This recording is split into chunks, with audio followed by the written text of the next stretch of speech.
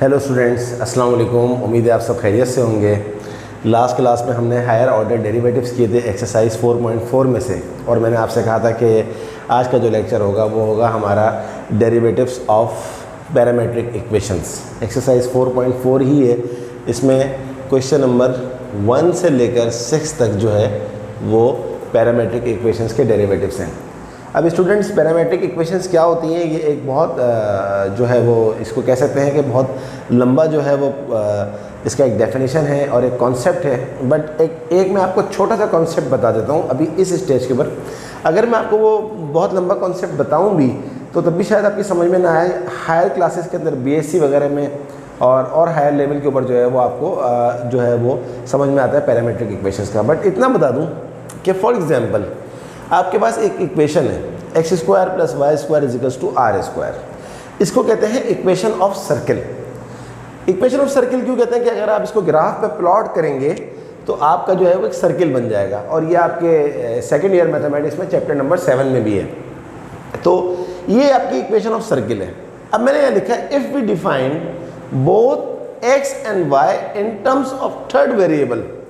देखिए यहाँ पर दो वेरिएबल हैं, एक x है और एक y है। r तो रेडियस है, रेडियस तो कांस्टेंट होता है किसी भी सर्किल का। तो अब अगर मैं x को और y को एक थर्ड वेरिएबल से जिसका नाम मैं रखता हूँ t, उससे मैं अगर इसको जो है वो डिफाइन करूँ, जैसे x हो गया ft, यानी कि x को मैंने फंक्शन ऑफ t में कर दिया, y को मैंने फंक्शन ऑफ t में कर दिया। ft या gt से f और g से कोई फर्क नहीं पड़ता, आप f लिखें, g लिखें, s लिखें, कुछ भी लिखें। तो अगर हम जो वेरिएबल्स दिए हैं उन वेरिएबल्स को एक थर्ड वेरिएबल्स की फॉर्म में लिख दें, यानी कि x को भी t की फॉर्म में और y को भी t की फॉर्म में, तो ये जो इक्वेशंस आती हैं ये कहलाती हैं पैरामेट्रिक इक्वेशंस। इससे ज़्यादा मैं आपको अभी इस स्टेज के ऊपर नहीं बता सकता, क्योंकि फिर आपके जो है वो लेवल से हाई हो जाएगा। अब अगर पैरामेट्रिक, एक बात और याद रखिएगा कि इट इज़ नॉट नेसेसरी कि वो थर्ड वेरिएबल हमेशा t ही हो। यूजुअली t होता है, वो थर्ड वेरिएबल थीटा भी हो सकता है, वो थर्ड वेरिएबल जो है कोई और भी नंबर से हम उसको डिस्क्राइब या डिनोट कर सकते हैं। तो अब हम निकालने के लिए जा रहे हैं derivative of parametric equations. Derivative of parametric equation किस तरह निकलती है कि ये है क्वेश्चन नंबर 1। आपको दी हुई है एक parametric equation x is equal to at square, और दूसरी पैरामेट्रिक इक्वेशन दी हुई है y is equal to 2at, और आपका क्वेश्चन वही है कि आपको dy बाई dx निकालना है इन दोनों पैरामेट्रिक इक्वेशन की मदद से। तो अब देखें आप, यहाँ पर a तो कांस्टेंट है, x और t जो है आपका थर्ड वेरिएबल है, तो आप इस इक्वेशन को डेरिवेट कर दें विद रिस्पेक्ट टू t, इस इक्वेशन को भी डेरिवेट कर दें विद रिस्पेक्ट टू t। अच्छा, ये जो t इज इक्वल टू 1 लिखा हुआ है ये क्या है, ये मैं अभी आपको बाद में बताऊंगा। तो सबसे पहले हम इसके डेरिवेटिव निकालते हैं dx बाई dt। अब देखें यहाँ पर x y का रोल प्ले कर रहा है और t x का रोल प्ले कर रहा है। आप जानते हैं जिसकी रिस्पेक्ट से निकाला जाता है डेरिवेटिव उसके ऊपर अप्लाई होता है। तो अगर फर्ज करें यहाँ पर x स्क्वायर लिखा हुआ होता है तो आप क्या कहते हैं, 2x कहते हैं ना। अब क्योंकि ये dx बाई dt है तो ये 2t हो जाएगा, तो ये हो गया 2at। इसी तरह आपको dy बाई dt निकालना है। यहाँ जो t है वो वही रोल प्ले कर रहा है जो x प्ले करता है। x का डेरिवेटिव क्या होता है 1, तो t का डेरिवेटिव क्या हो गया 1, तो 2a इंटू 1 ये आ गया आपके पास 2a। तो dx बाई dt भी आ गया और dy बाई dt भी आ गया। अब आपको तो चाहिए, आपको ना dx बाई dt चाहिए ना आपको dy बाई dt चाहिए, आपको चाहिए dy बाई dx। तो अब आप क्या करें, इन दोनों इक्वेशंस को इस तरह मल्टीप्लाई करें कि आपका ओवरऑल आंसर जो है वो dy बाई dx बन जाए। कैसे? देखिए, dy बाई dx मुझे चाहिए, ये लिखा हुआ है dy बाई dt। अगर मैं dy बाई dt को dt बाई dx से मल्टीप्लाई कर दूं तो देखें आपको नजर आ रहा होगा, काटेंगे नहीं, मैं सिर्फ आपको बता रहा हूं। अगर देखें dt बाई dt से कट जाए तो ऊपर क्या बचेगा dy और नीचे क्या बचेगा dx, तो हमारा dy बाई dx ही हमारी रिक्वायरमेंट है। तो dy by dx is equal to dy by dt, और ये जो dx बाई dt है इसको उल्टा कर दें तो ये हो जाएगा dt बाई dx। अब dy बाई dt की वैल्यू क्या है आपके पास, आपने यहाँ निकाली थी 2a, multiply by dt by dx की वैल्यू क्या है। अब देखें आपके पास dx बाई dt की वैल्यू जो है वो 2at है, लेकिन आपको तो उल्टा चाहिए, आपको चाहिए dt बाई dx। तो आप क्या कर देंगे, इसको उल्टा कर देंगे। अपॉन में 1 लिखा हुआ है तो अब ये उल्टा हो जाएगा 1/280। इसके बाद क्या हुआ, ये 2a से 2a काट दें, और हमारा dy बाई डी एक्स का आंसर आ गया 1/t। लेकिन उसने हमें ये कहा है कि आप dy बाई डी एक्स निकालें जब t की वैल्यू 1 हो। एक पर्टिकुलर पॉइंट के ऊपर उसने जो है वो डेरिवेटिव निकालने का बोला है। तो dy by D X at t is equal to 1 का मतलब है कि आपके dy बाई डी एक्स में जहां जहां t लिखा हुआ है वहां वहां 1 पुट कर दें। अब t लिखा हुआ है एक ही जगह पर, तो 1/t का मतलब 1/1 1/1 होता है और यही आपका फाइनल आंसर आ गया। Hope you understand. Question number 2 देख लेते हैं। क्वेश्चन नंबर 2 में है हमारे पास x is equal to cos T और y is equal to sine T. Again parametric equations आपको दी हुई है, बट यहां पर t की वैल्यू नहीं दी हुई। यहां पर दिया हुआ है आपको कोऑर्डिनेट। कोऑर्डिनेट का मतलब क्या होता है, पहली वैल्यू रिप्रेजेंट करती है x को और दूसरी वैल्यू रिप्रेजेंट करती है y को। तो अब हम क्या करेंगे, सबसे पहले इन दो कोऑर्डिनेट की मदद से t की वैल्यू निकालेंगे। यहां पर ये t क्या रिप्रेजेंट कर रहा है, आपको मैंने बताया था कि ट्रिग्नोमेट्रिक फंक्शन के आगे जो चीज लिखी हुई होती है वो क्या कहलाती है, एंगल। तो आपको t निकालना है, यानी कि आपको ट्रिग्नोमेट्रिक फंक्शन के जरिए उसका एंगल निकालना है। कैसे निकालेंगे, देखिए आपके पास पहली ट्रिग्नोमेट्रिक इक्वेशन क्या है, x is equal to cos T. x आपके पास क्या है, पहली वैल्यू आपको क्या दी है, -1/2, तो -1/2 कॉस टी। अब आप कॉस को वहां शिफ्ट कर देंगे तो ये हो जाएगा कॉस इनवर्स -1/2, और कॉस इनवर्स -1/2 अगर आप अपने साइंटिफिक कैलकुलेटर से निकालेंगे तो आपको मिलेगा 120 डिग्री। 120 डिग्री को ये आपने फर्स्ट ईयर में पढ़ा था कि how to convert radian into degree and degree into radian. तो 120 डिग्री को अगर आप रेडियन में कन्वर्ट करेंगे तो ये आ जाएगा 2π/3। लेकिन अगर आपको साइंटिफिक कैलकुलेटर का बहुत अच्छा यूज आता है तो आप अपने कैलकुलेटर को पहले रेडियन मोड में कर दें। रेडियन मोड में करने के बाद जब आप cos इनवर्स -1/2 निकालेंगे तब भी 2π/3 ही आएगा, गारंटी है। इसी तरह दूसरी पैरामीट्रिक इक्वेशन देखिए, y is equal to sine t. तो यहां से t आ गया 2π/3, y is equal to sine t. y आपके पास क्या है यहाँ पर, √3/2 साइन टी। साइन टी को जब आप इसका इनवर्स निकालेंगे तो आपके पास प्रॉब्लम यह है कि जब आप इसका साइन इनवर्स √3/2 निकालेंगे तो आपको जो मिलेगा वो मिलेगा π/3। लेकिन प्रॉब्लम क्या हो जाएगा, यहाँ पर t आ रहा है 2π/3, यहाँ पर आ रहा है π/3। तो हमें एक ऐसी वैल्यू लिखनी है जो दोनों में सेम हो। अब t इज इक्वल टू 2π/3, अगर आप x is equal to cos 2π/3 निकालेंगे, अगर आप x is equal to cos 2π/3 निकालेंगे तो आपका जो आंसर आएगा 2π/3 का वो वही आएगा जो y is equal to sine 2π/3 का है। क्या मतलब है इसका, कि ये दोनों वैल्यू, क्योंकि देखिए ये माइनस, अगर आपको थोड़ा सा मैं बता दूं, फर्स्ट क्वाड्रेंट और सेकंड क्वाड्रेंट, साइन जो होता है वो फर्स्ट क्वाड्रेंट और सेकंड क्वाड्रेंट दोनों में पॉजिटिव होता है, और कॉस जो होता है फर्स्ट में पॉजिटिव होता है और सेकंड में नेगेटिव होता है। तो हमें सेम क्वाड्रेंट की वैल्यू चाहिए। तो ये दोनों वैल्यू जो है 2π/3 और 2π/3 जो है ये लाई करती है सेकंड क्वाड्रेंट के अंदर। तो लिहाजा हम π/3 नहीं लेंगे, हम t की वैल्यू 2π/3 ही लेंगे। सही है स्टूडेंट, होप यू अंडरस्टैंड। अब t आ गया, अब अपना बाकी काम कर लेते हैं। x is equal to cos t dx/dt, derivative निकाल लें। कॉस टी का डेरिवेटिव क्या होता है, कॉस का क्या होता है, माइनस साइन टी, आ गया।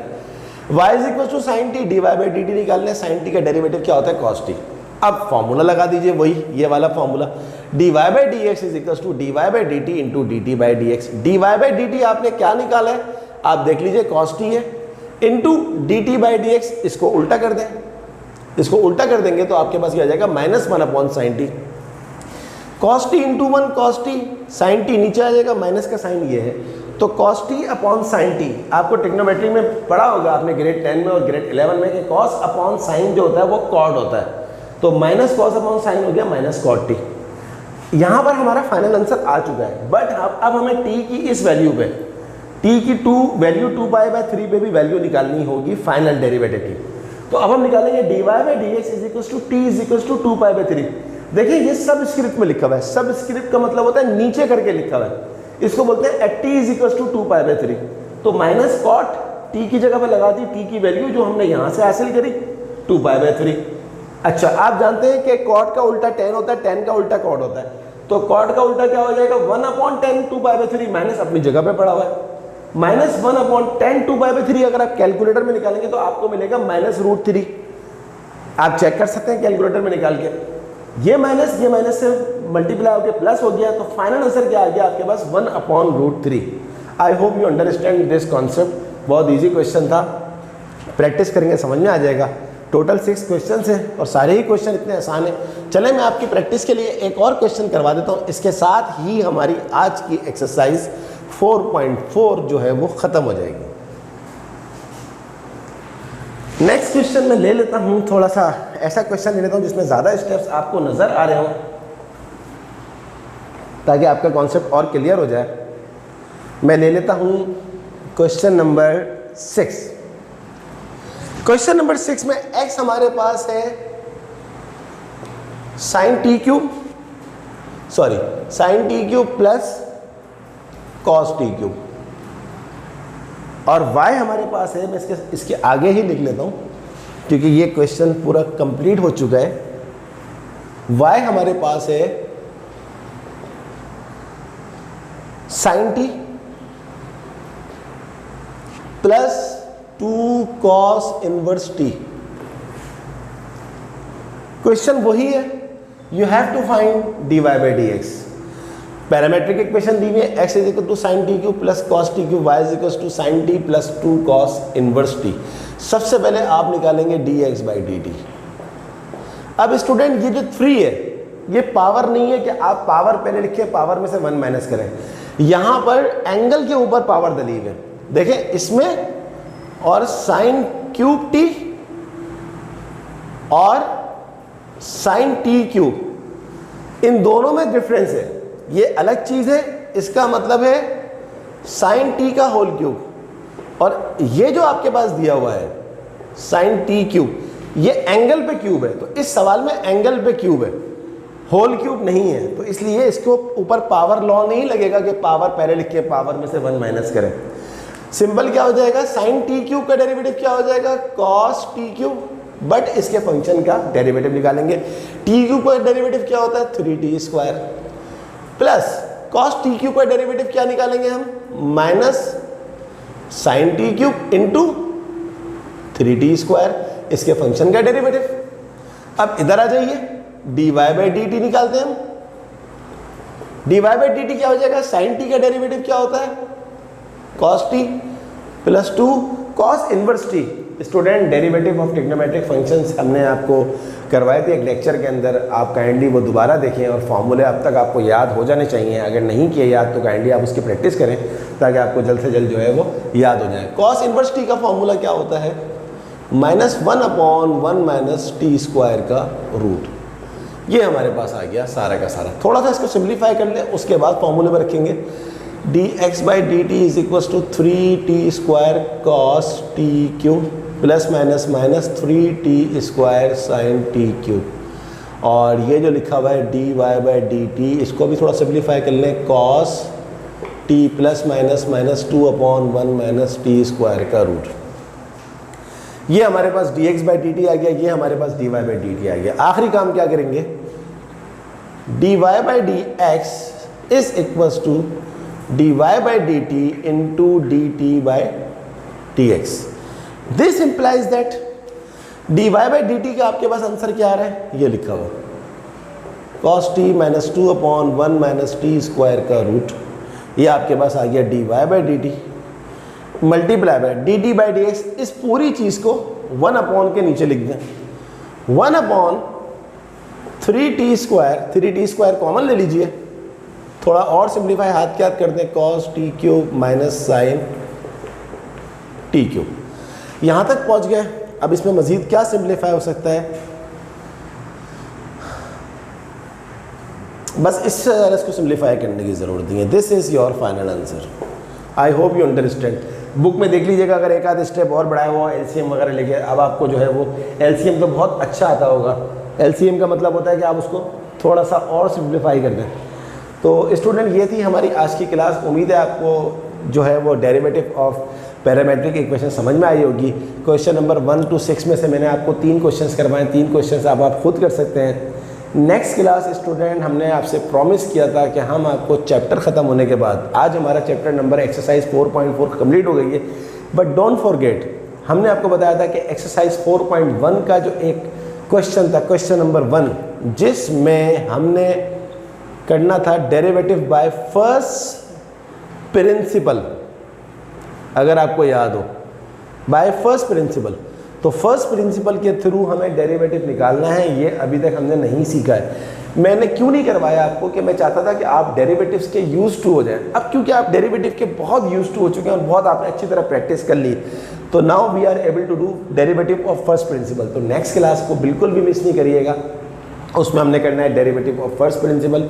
आज तक कोई ईयर ऐसा नहीं है जिसमें एग्जाम के अंदर डेरिवेटिव बाय फर्स्ट प्रिंसिपल ना आया हो।